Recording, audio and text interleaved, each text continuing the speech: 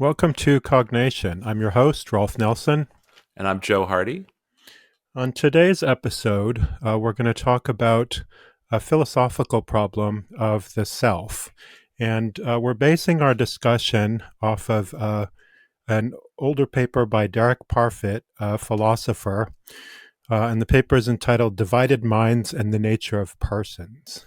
The topic that we're going to get into is sort of fundamental questioning about the nature of the self, and the terminology that's used is um, bundle theory versus ego theory.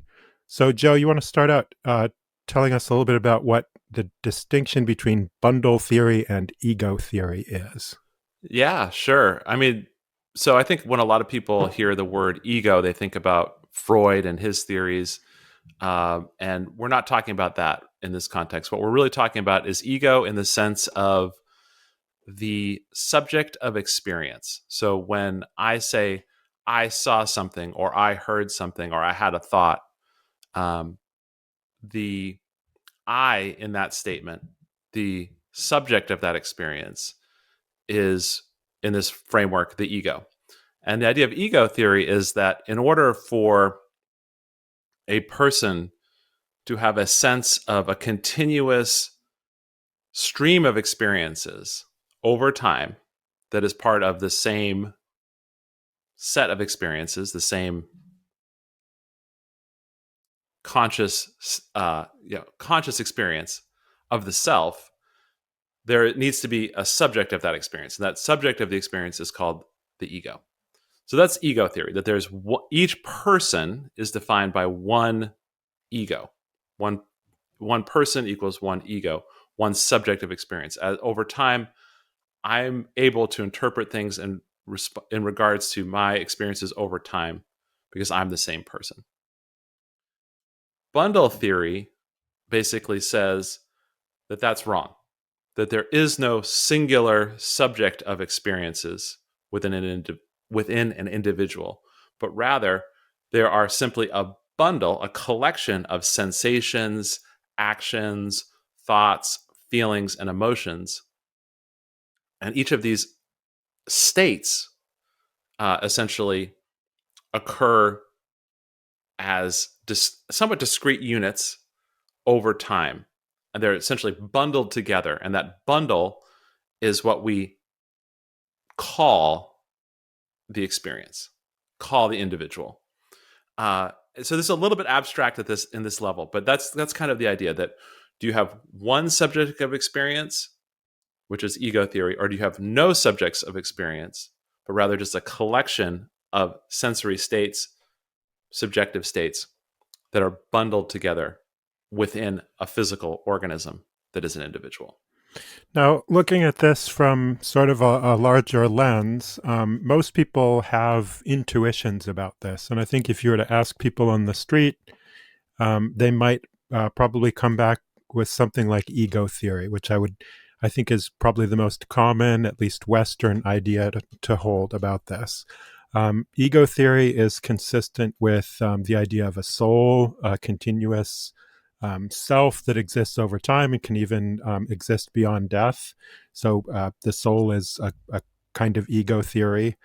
Um, so I think this is sort of a natural place that most people might start, and it might be difficult to think of ourselves as divided in this way, or not really connected, or just sort of this bundle of experiences.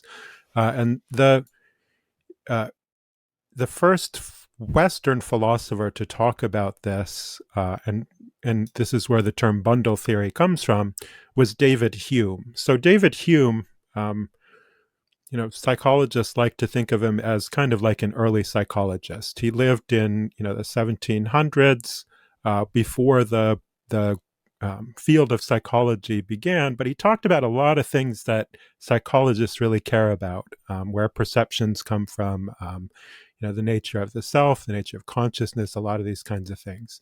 So I'm going to read just a little bit from an essay from David Hume where he talks about um, his reaction to other philosophers, um, and he proposes this idea that we're more a bundle of experiences. So he says, okay, and I'll start.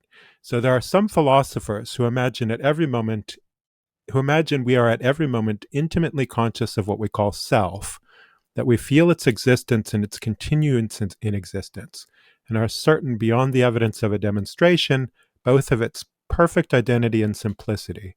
The strongest sensation, the most violent passion, they say, instead of distracting us from this view, only fix it more intently and make us consider their influence on self by either pain or pleasure. Okay. And then he says, um, what must become of our particular perceptions upon this hypothesis? Uh, uh, all of these are different and distinguishable and separable from each other and may be separately considered and may exist separately. So these are these bundles, have no need of anything to support their existence. In what manner, therefore, do they belong to self, and how are they connected with it? For my part, when I enter most intimately into what I call myself, I always stumble on some particular perception or other of heat or cold, light or shade, love or hatred, pain or pleasure. I can never catch myself at any time without a perception, and can never observe anything but the perception. Okay, and then he further comes to this conclusion. He says, I may venture to affirm of the rest of mankind that they are nothing but a bundle of or collection of different perceptions, which succeed each other with inconceivable rapidity and are in a perpetual flux and movement. Um, so he goes on to further delineate this, but this is his main idea that most people, most philosophers, even have this central concept of self that they feel really truly exists in some way. And Hume just says, no, I don't think that's how it works. We're just a collection of perceptions, memories, ideas, beliefs, things like that. Yeah. And this happens in everyday life, where there are many things going through our head, and only one of them may make it to full consciousness, but there's a lot going on inside our head, and this is really not something that we should think of as just a single unit. Yeah, exactly. And this comes up, this Hume's view on this is kind of this idea that, you can walk and chew gum at the same time, for example. So you may be walking down the street and chewing gum, and you can do these two actions at the same time. You may not be conscious of both of these things.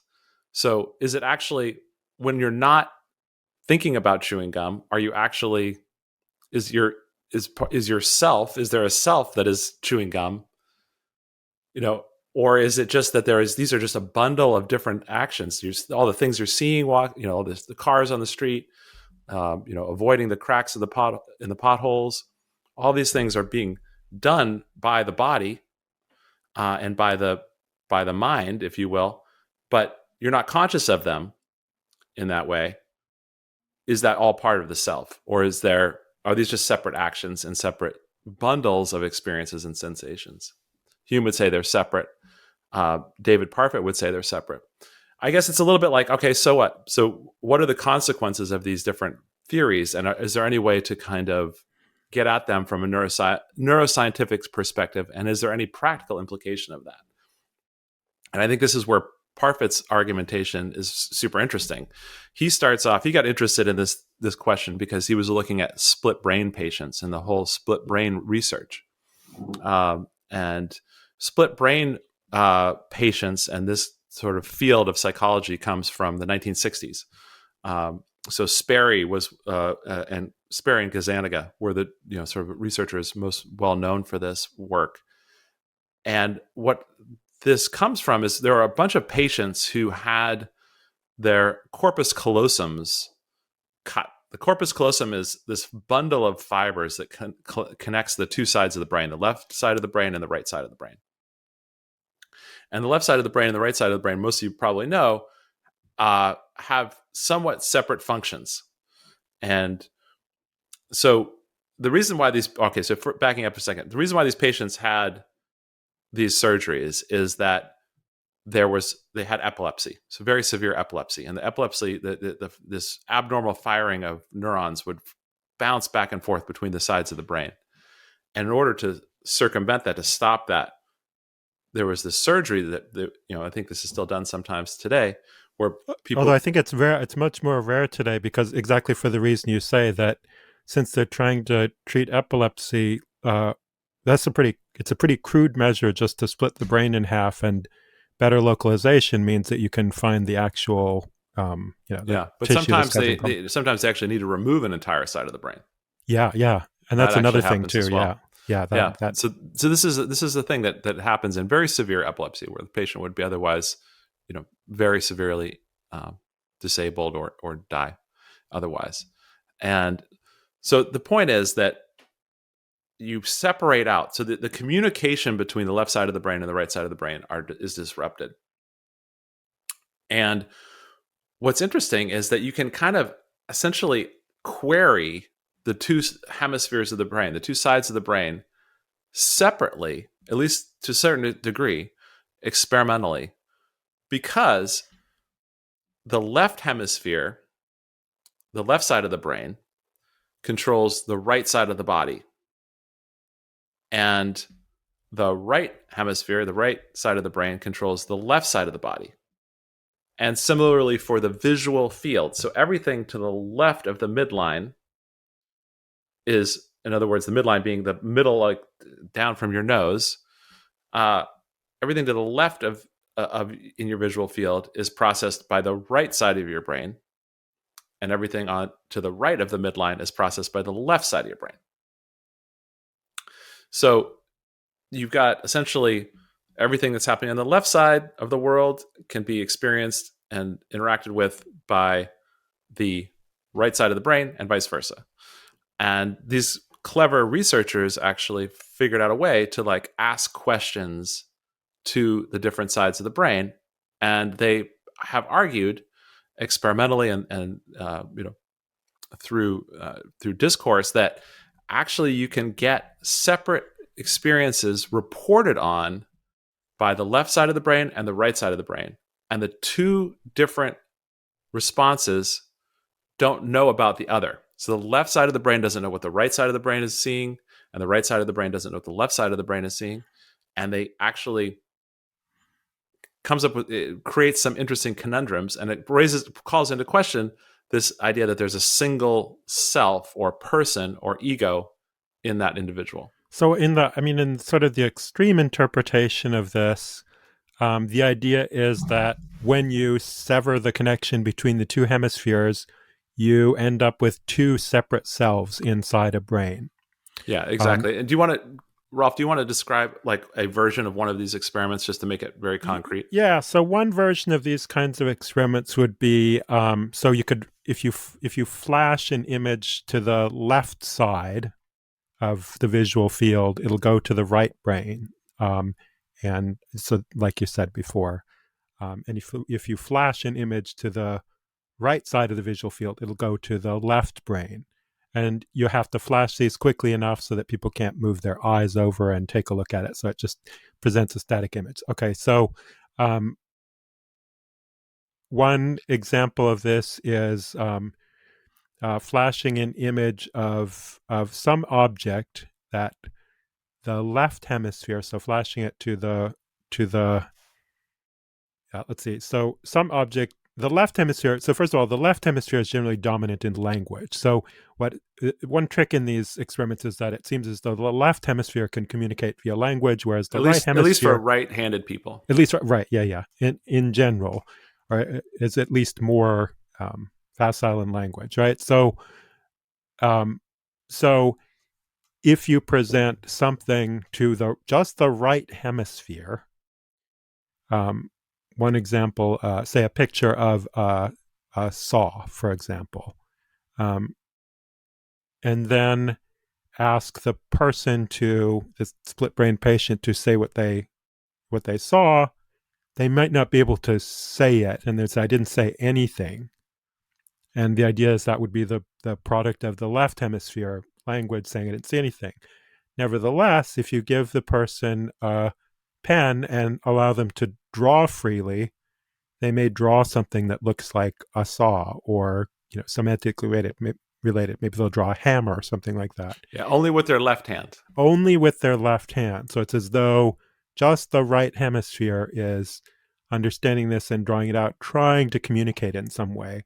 And only after looking at their picture, they would say, oh, it's a saw, because then they can verbalize it. So this seems to give a strong impression that it's as though there are two separate individuals Yeah. inside, each with their full sort of sets of Yeah, and you can experiences. actually do this simultaneously. So, like, say for example, you had a saw and a hammer. Hmm. One was presented to the left to the left visual field, and one was presented to the right visual field.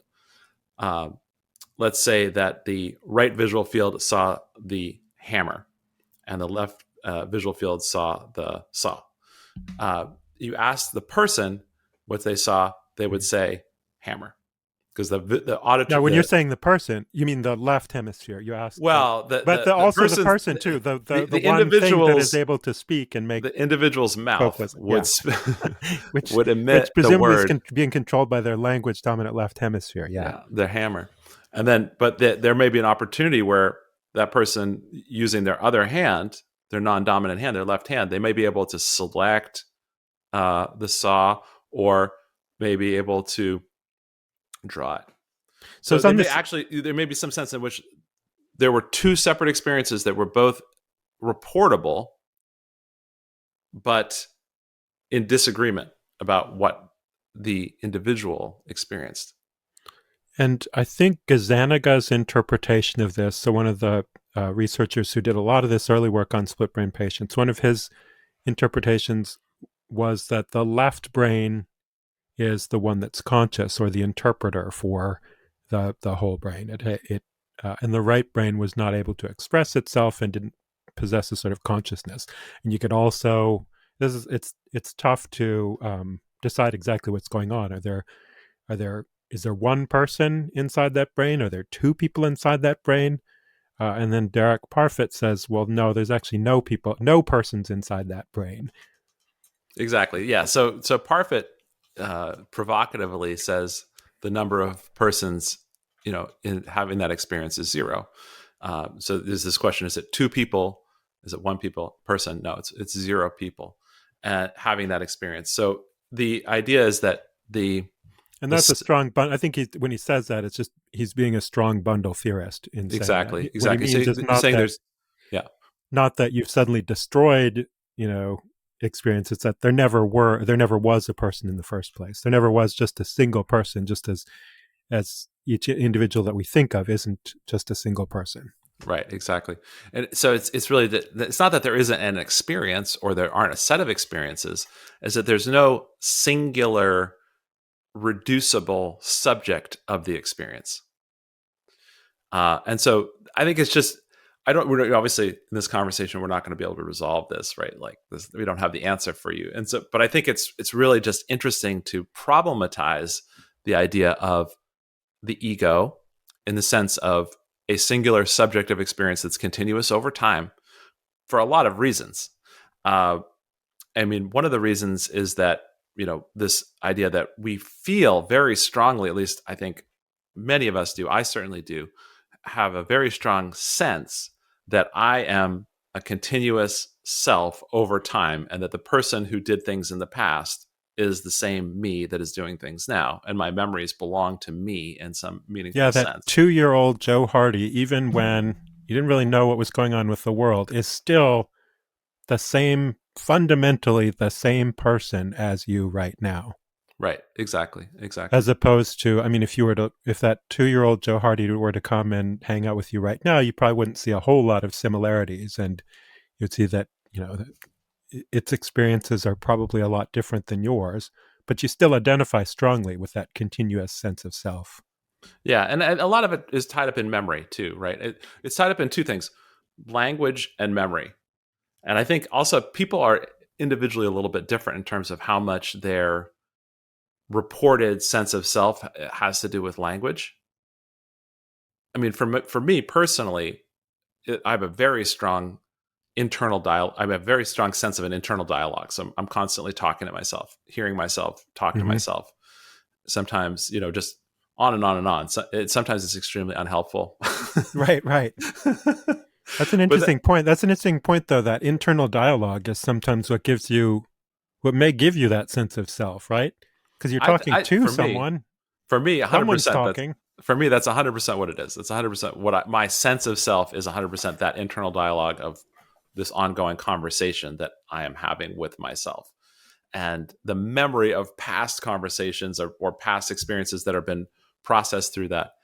In some sense, so it's really when I think of like the self or the ego, I really think of that narrative self. I sometimes use the term narrative self because it's like that continuous Hmm. story that you're telling yourself about yourself. And this relates a little bit to our episode with Chris Beatty a few episodes back, where we talked a little bit about narrative continuity and whether you feel as though your life is sort of like a story, like it's a continuous narrative like that, or Yeah, whether it's yeah, just yeah. this disjointed set of episodes that sort of happen. So in a way, I think bundle theory is a little bit like that, and I think you can get individuals that feel as though their life is maybe experienced as a very coherent whole, or feel as though it's very disjointed. So people can have different opinions on this based on their individual experiences too.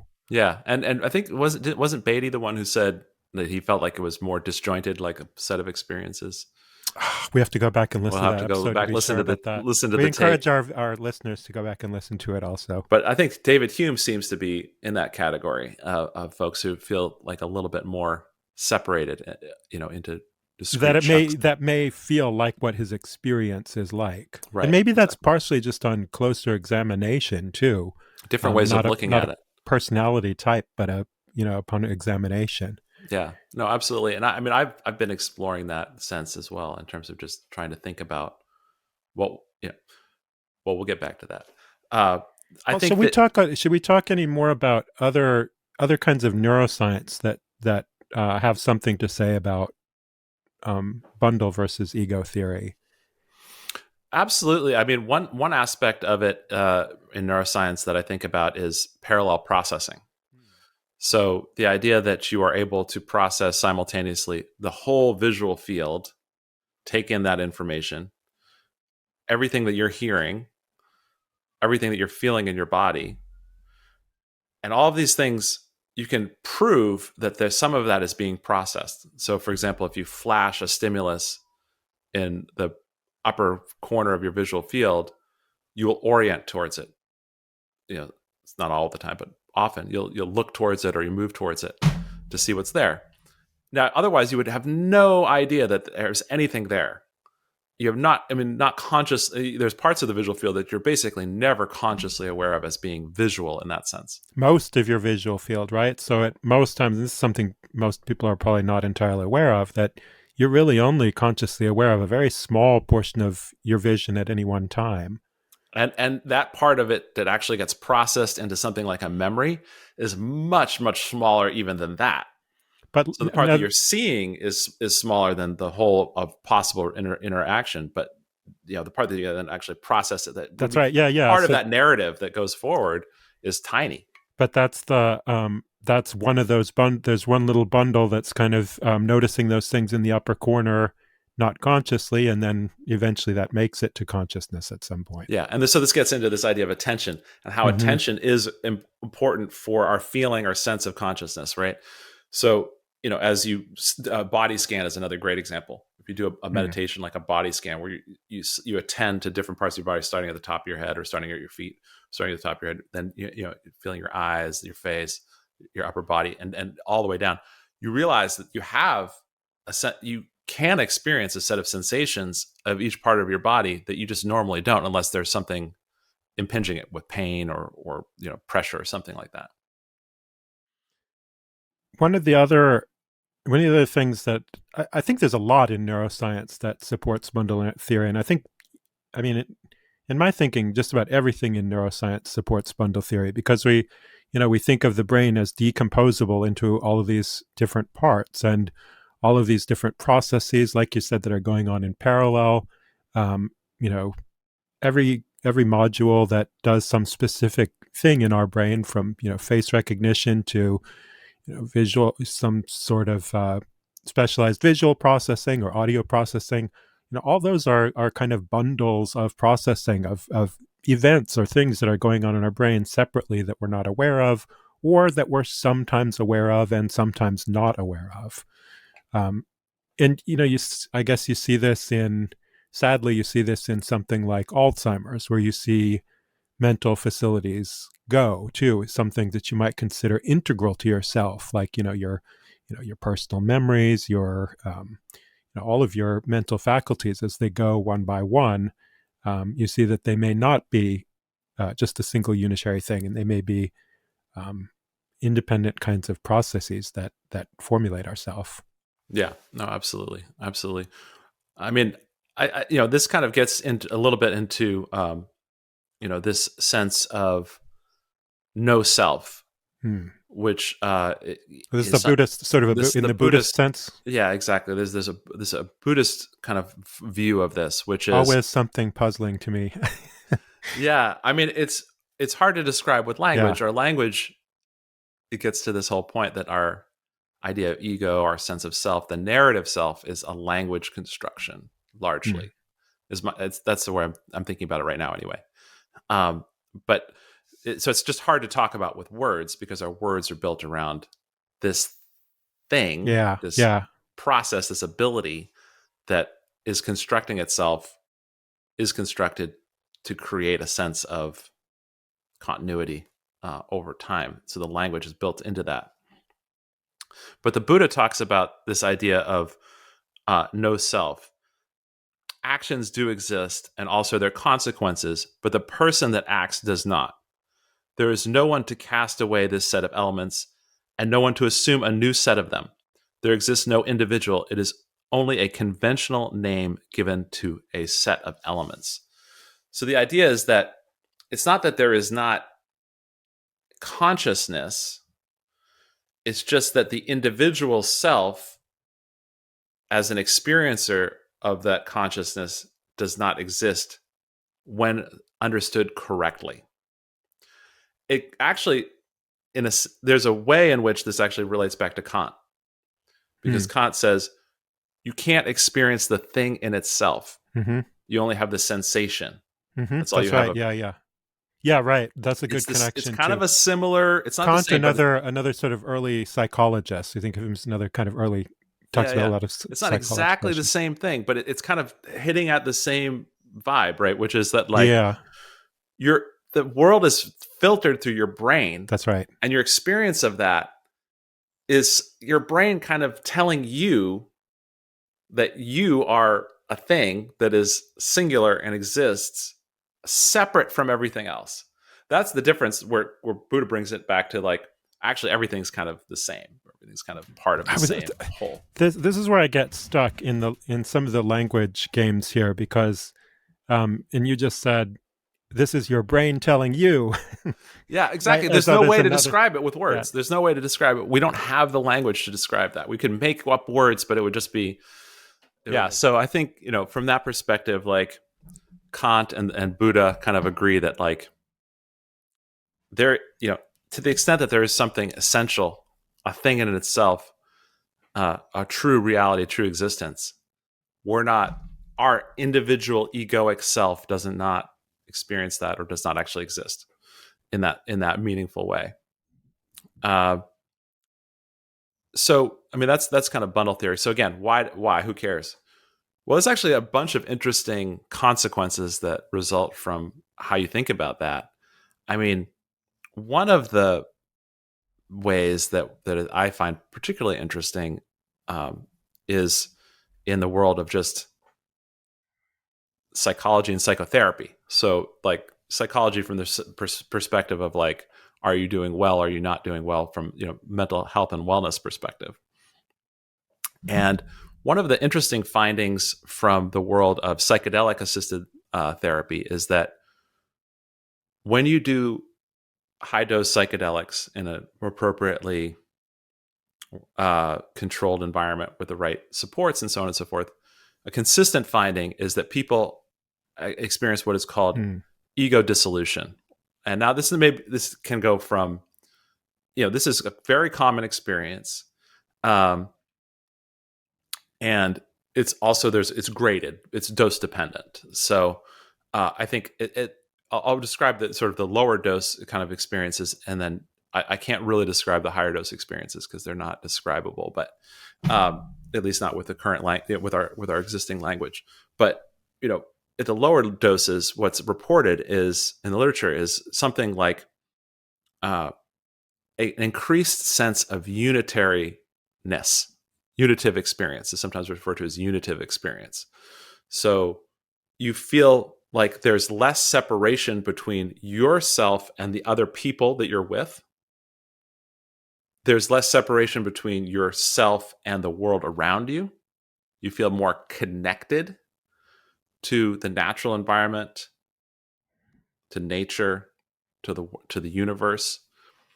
And at the extremes of this, it's been reported that people have a sense of total unity. And this happens. This is also something that happens in mystical type experiences, in religious contexts, and near death experiences, other experiences like that, where people Well, have a sense of like total connection to everything. okay. So my comment on this is a little bit maybe destructive, but um, why does our brain not? Why is this not our default um, way of thinking? And in other words, our brain imposes this idea of self on us, and of course, this seems important, right? Maybe we should be, if we want to, if evolutionarily we want to continue our existence, we should distinguish what we are from the external world and make sure that we're protecting ourselves and doing everything we can to promote the continued existence of that self as our brain is helping define it. So, you know, I guess Yeah, I well, I could mean, see I think like this. it could be negative. It could be a negative thing, losing all boundaries to the external world. Um, because it wouldn't promote a kind of selfish behavior, I guess, right? Well, I think there's a lot to unpack there. What you just said, I think it's a good point. I mean, there's the different levels. First point is like where I was coming at this from was that I think the additional point is that people then find that experience of the Mm-hmm. unitive experience is beneficial for them psychologically, meaningful and beneficial.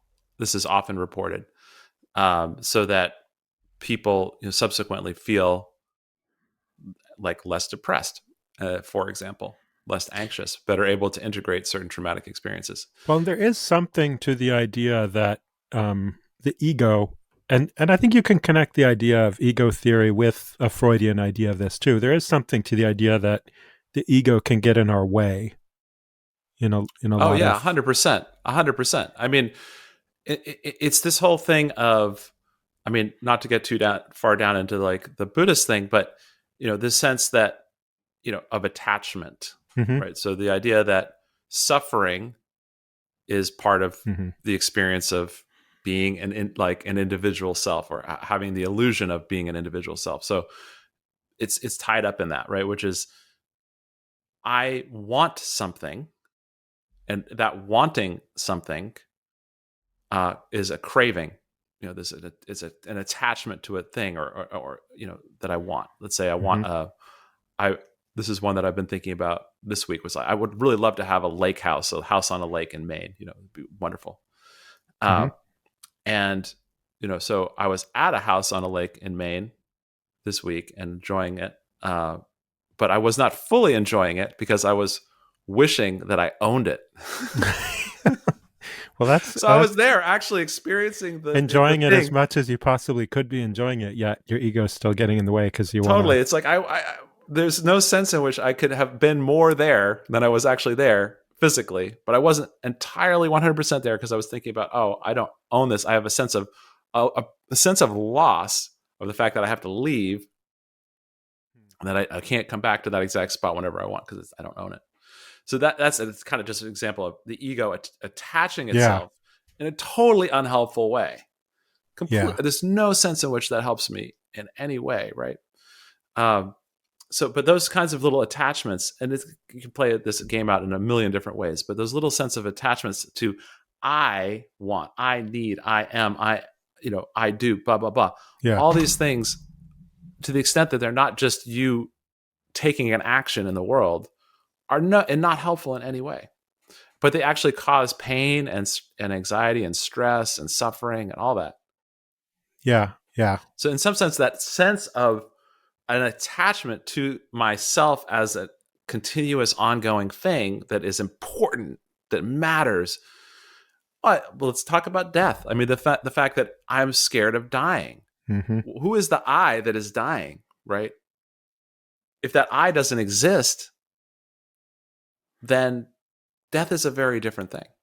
Well, this is also, yeah, I think this is one of the conclusions that Parfit takes out of it too, is his overall viewpoint. And it takes a little bit to come to where he's thinking of this stuff, is that we shouldn't be concerned with our personal demise because, well, it's hard to say 100% why, because we're a bundle of experiences, and there's no central I that will be dying. In his view, we're changing from day to day so much that it's like a little bit of death. We're experiencing the death of small bundles of ourselves as we stop, doing Yeah. certain sorts of things, and change over time. The 12-year-old Rolf is gone. It's not Yeah, coming back, right? yeah, There's no sense. There's no way to get back to that 12-year-old Rolf. that's It's right. gone. Yeah, It's dead in that sense. Well, this gets us into the teletransportation thing, which I think that's we right. should definitely hit because I love this And particular I thought believe experiment. we've talked about this a little bit before, but We this is, have, but we've made some progress, and so I think it's worth revisiting it because I think we've got a little bit more to say about it now. yeah, so this is Parfit's thought experiment that he's famous for. And it comes in a couple different versions, but the basic idea, and you can see this applied all different ways to different kinds of science fiction. The basic idea is, imagine that you are being teletransported. You go through a transporter, and it works like, your the pattern of your body is copied, and then duplicated in another place, say Mars, right? Sent off somewhere and duplicated in another place, and your original body is destroyed. Um, Yeah. So critically, in this thought experiment, I don't know how it works in Star Trek, but like in this particular version, all the cells and all the patterns and yeah, states are replicated, but they're not. The originals are all destroyed. right. The originals are all destroyed. And there's all different versions of this, but I mean, this is exactly the same thing as, being uploaded to a computer, right? The idea is that your pattern of, No, it's not exactly the same because in this case, there is a body that is created. it's not exactly the same. Well, because if in the sense of it gets into the whole embodied cognition Right, thing. right. So I think having a body there that is exactly like your body, I think, is kind of important in a way. I will say that, if you go back, you actually see some of these kinds of things as early as, John Locke even talks about some of this stuff. He has, and it's kind of just like a Freaky Friday thing, right? What happens if the soul of one person enters into another person? Which, whose identity is it? He uses an example of the prince and the cobbler. So if a prince enters in somehow into the cobbler's consciousness, what is that body? Is it the prince or is it the cobbler? So he has that identity, um, question. But okay, so for the teletransporter argument, so if you're destroyed and replicated somewhere else, um, in Star Trek, this is no problem, right? Because the narrative tells us you are disappearing here and you are reappearing somewhere else. Well, what if it's actually the fact that you are being destroyed here and a copy of you is being recreated somewhere else that's not physically, spatiotemporally contiguous with you? Are you satisfied that, is this a problem for you that you're dead, but there's a copy that has every it'll continue everything, it'll act as though it's you, it'll respond in the same way. Parfit says no, it doesn't matter because it's psychologically continuous with us. That Yeah, is, it's just a bundle of it's just a experiences and bundle of sensations. experiences, and all of those things, even though they're not It's from not this. even that's not a problem. It's just not even a question. It's just it's another bundle that's somewhere else. And to the outside world, um, nothing would have changed. It would be the same as if you had been transported to that place. So Yeah, being and then destroyed and being replicated exactly would be the same as being destroyed. yeah, and in Parfit's view, it's in the ego theory. You should be really concerned Mm-hmm. because your continuous narrative self has been that ego has been destroyed. The physical sense of that has been destroyed, and then a new one has been created. The replica has been created. Uh, Now, I think that he goes through an interesting exercise in this particular version of the discussion, which is that that I think helps elucidate this, because I think the way it was described there, it's a little hard to grapple. I think it's easy for everyone to sort of say, "Oh, it's actually probably pretty fine. I feel pretty okay with that." But Mm. I think it's interesting to think about what percentage of the the the parts of the body need to be replicated. I mean, it need to be like preserved in the new version to feel like it's actually the same person. So, like, if you do that, and it seems as though it matters to people whether you do this slowly or quickly. So, if you were to say replace one neuron of the brain at a time with, an electronic component or something like this, so that in 5 years, eventually you would be entirely made out of silicon. Are you the same self? You're acting the same. Nobody notices the difference. And it's Right. been gradual enough versus if it happens instantly all at once, where there's a complete destruction and then recreation. Does that matter? And that seems to matter to some people. Does the percentage matter? Maybe at, if Yeah, if 1% 25%, of your body yeah, was like replaced, uh, cyborgy, yeah, yeah, exactly. Most people would say that's totally fine. yeah. Is it? But what is it, like 50.1% is the same person? At what point? And then you start to get into the physics of it. You realize that actually a lot of your, like, the molecules in your body are being swapped out. The organelles are being you know updated, reproduced, recreated. Yeah, so you're Cells are not the dying same and being atoms. produced. You're not the Yeah, same atoms at all. yeah, exactly. So there's a sense in which that's happening all the time anyway. So is that important for the continuity of yourself or not? So I think in this case of for me, I feel totally cool about being transported and recreated. Unbelievable. Unbelievable. I don't know how you could I don't know how you could say that. It's See, total. Rolf doesn't feel I feel okay about it. strongly about this. And maybe that means I'm an ego theorist. Maybe that means that I have to commit myself, but I just have this strong reaction that it would be the death of me, and that's what I care about. It's what I when I was thinking about this for this episode, what struck me as the hard thing to think about uh, is the sense of, because the question is, am I dying? Right. Uh, and you know what does that mean? So like I think part of it is that I get into that's a whole nother podcast about why I'm less interested in that now, but like in terms of like it's less concerning than it might have been, and it does relate to this bundle theory. But I think that in terms of just how to think about it, um, it's hard for me to imagine how you would know. So in other words, if I'm here now, I'm having this thought, I have all these memories, right? And then there's a discontinuity. I'm projected to another place. The entity that let's call it the replica for now.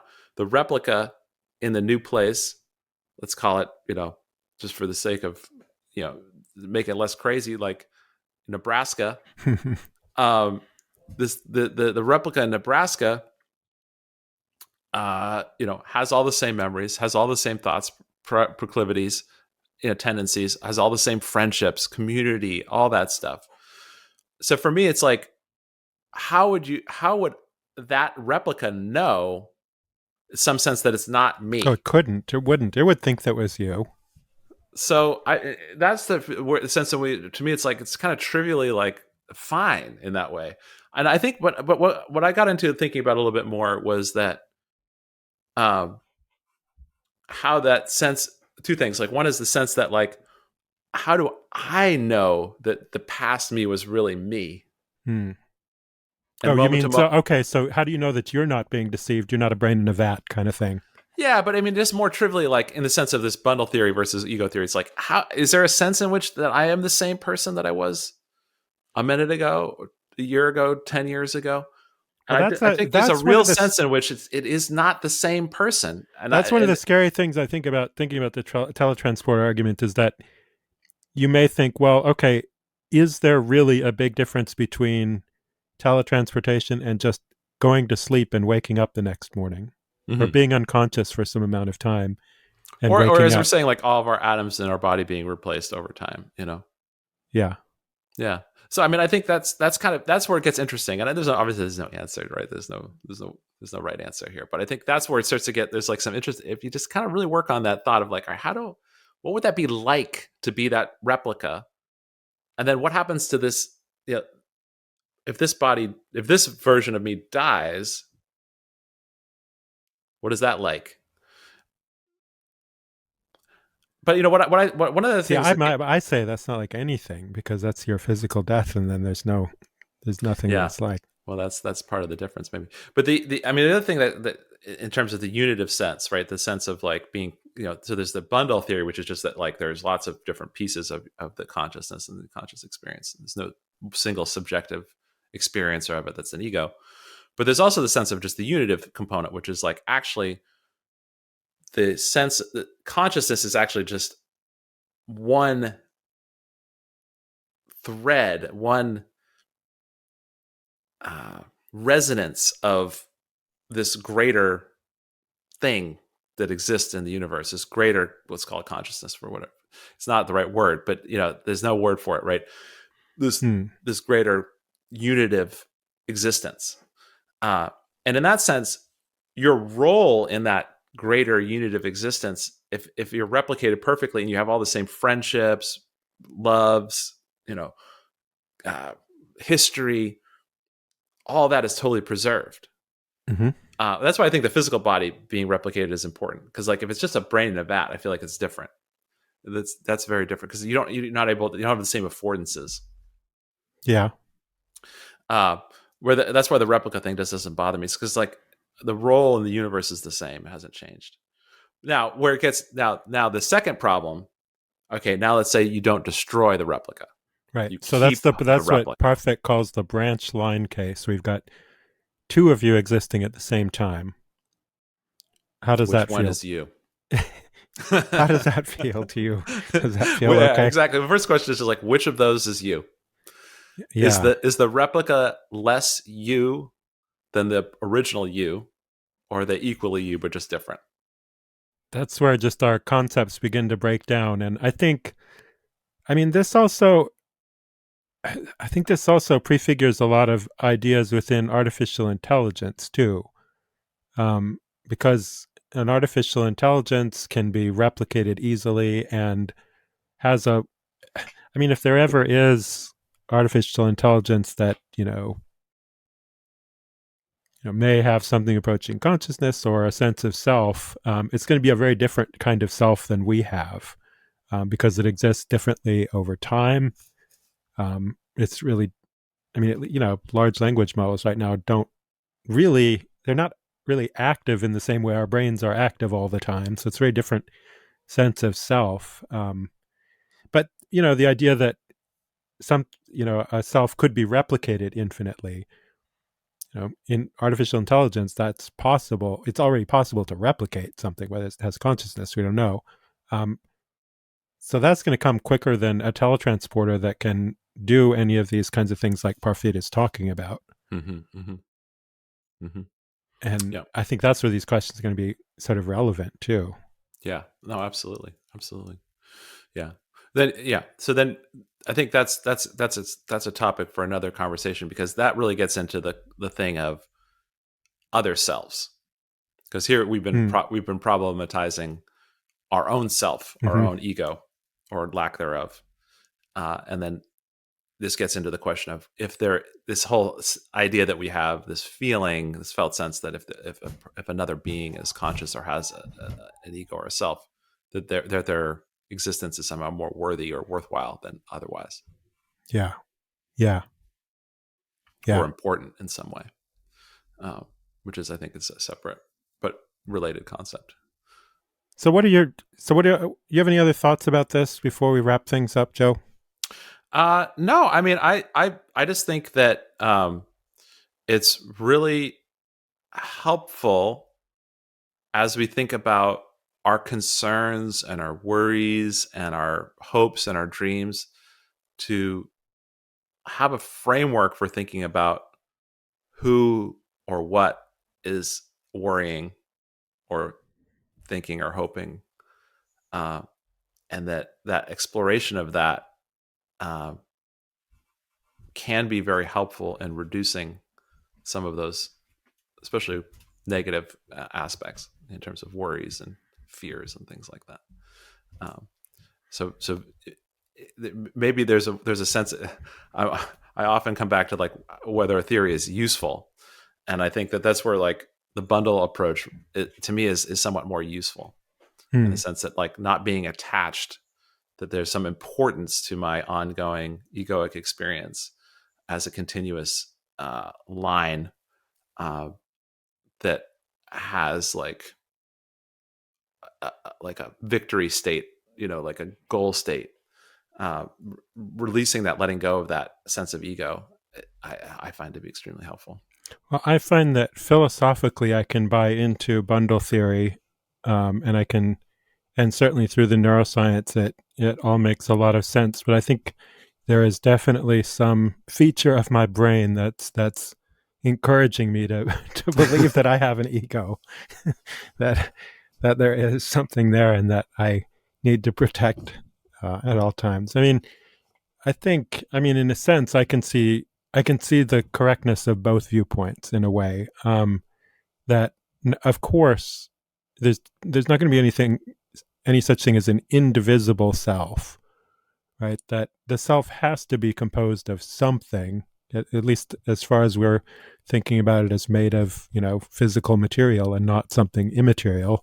From a naturalistic point of view, you almost have to buy bundle theory. But on the other hand, you can also, I mean, this is the Gestalt psychologist in me. You can also see that um, you could that it's just saying that things are composed of smaller things doesn't invalidate the some of the larger truths, right? That you can have sort of there's no reason we can't talk about sort of a virtual self or a virtual ego, um, and the that there's something that emerges from this bundle. I mean, we talk about consciousness emerging from the brain, and we can think about the self as emerging from the brain as a there's something different about all of the parts when they're put together a certain way. Um, so I think I don't think I'm going to weigh down on one side or the other as being absolutely correct, but it is an interesting way to talk about it, and I think it's illuminating to think about it in these terms, and it probably calls into question some of the ideas that we hold in everyday life, and don't really think about them a whole lot. Yeah, no, absolutely. Well, I have a million more thoughts on this, but Yeah, me yeah, too. this is one of those things that you just starts in one place and you can take it in any direction. So Well, I'm sure I we'll come back to it at some. I'm sure we'll come back to it another time too. yeah, and it would be good to bring on some experts in different aspects of this and to lead us in different directions. But yeah, let's leave it there for now. Thanks everyone for listening again, and I guess we should do the how to get in touch with us thing.